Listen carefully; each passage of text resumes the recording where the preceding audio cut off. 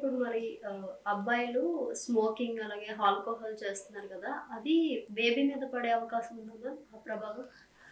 అసలు ఇలా స్మోకింగ్ చేసే మెన్‌లో ఏంటంటే కొంతమందికి సెమెన్ పారామీటర్స్ కూడా తగ్గుతాయి. ఓకే. అంటే మొటిలిటీ గానీ, హ్మ్. మార్ఫాలజీ గానీ అంటే స్పెర్మ్ షేప్స్ వాటిలో కూడా తేడాలు రావడం వల్ల, యాక్టివిటీలో తేడా రావడం వల్ల కొంతమందికి అసలు ప్రెగ్నెన్సీ రావడంలోనే ఇబ్బందులు ఫేస్ చేస్తారు.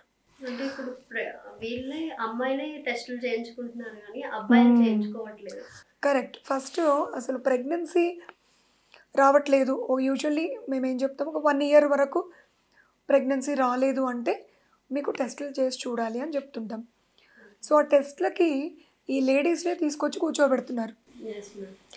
అంతేగాని హస్బెండ్ రావడం కొంతమందిలో. కొంతమంది బానే అండర్‌స్టాండ్ చేసుకొని వైఫ్ అండ్ హస్బెండ్ వస్తారు. హస్బెండ్‌కి కూడా మేము సెమెన్ అనాలిసిస్ రాయడం జరుగుతుంది. హ్మ్. అంటే వీర్య కణాల పరీక్ష. సో, అది వాళ్ళు అర్థం చేసుకొని చేయించుకుంటారు. హ్మ్. కానీ కొంతమందిలో ఏంటంటే ఈగో ప్రాబ్లమ్ వల్ల కావచ్చు, లేదు వాళ్ళ పేరెంట్స్ లో ఉన్న వాళ్ళ థాట్ ప్రాసెస్ వల్ల కావచ్చు. వాళ్ళ భార్య మీద కోపం. ఫస్ట్ ఈ అమ్మాయికే చూపించండి. ఈ అమ్మాయిలోనే ఏదో లోపం ఉండుంటుంది యెస్ మ్యామ్. అని ఈ యాంగిల్‌లో మాత్రం సొసైటీలో హ్మ్. చాలా చేంజ్ రావాలి. సో, ప్రెగ్నెన్సీ రాలేదంటే ఫస్ట్ గుర్తొచ్చేది వీళ్ళకి అమ్మాయిలో ఏదైనా తేడా ఉందేమో. Yes ma'am. అంతేగాని వాళ్ళు చూపించుకో. యెస్. అసలు యాక్చువల్‌గా ఇన్‌ఫర్టిలిటీ కపుల్స్‌ని తీసుకుంటే హ్మ్.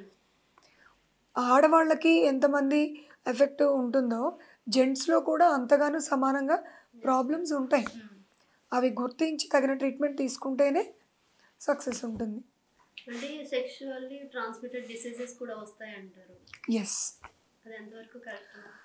సెక్షువల్లీ ట్రాన్స్మిటెడ్ డిసీజెస్ అని కొన్ని ఉంటాయి. హ్మ్. లైక్ క్లమైడియా, గొనేరియా అండ్ కొన్ని వైరల్ ఇన్ఫెక్షన్స్, హెచ్‌పివి ఇవన్నీ కూడా ఒకళ్ళ నుంచి ఒకళ్ళకి సెక్షువల్‌గా ట్రాన్స్మిట్ అవుతాయి.